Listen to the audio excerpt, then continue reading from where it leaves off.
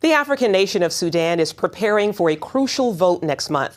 The outcome could mean independence for the South or a return to the bloody civil war that killed millions in the 80s and 90s.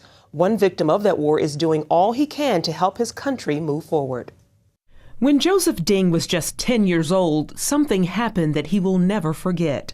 Sound like firework, and that what I knew that something was wrong. When the war come, it destroy everything. A member of the Dinka tribe in southern Sudan, he is one of the lost boys, one of the refugees of a civil war that forced thousands of teens and children into exile, left as orphans.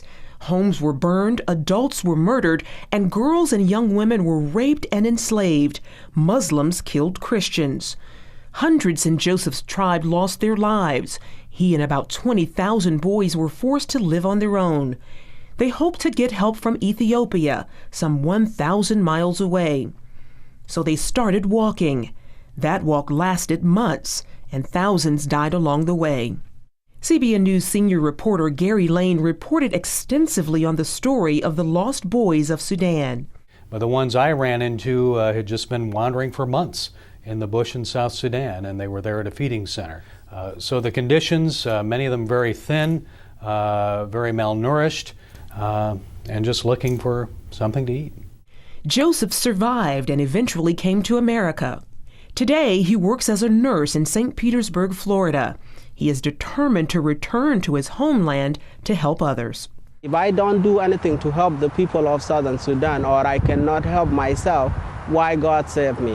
I have to give back. He has made 3 trips so far and hopes to open a clinic in southern Sudan to help villagers with basic health care needs. Just one packet of Imodiums, it will save like 5 lives.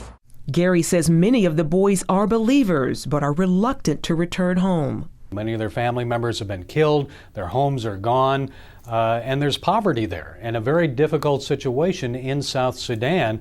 So many of them have chosen to remain in the United States. Some have been here for more than 10 years, and they're U.S. citizens. So you choose the prosperity and the success in the United States compared to the poverty and hardship in Sudan. What would you choose?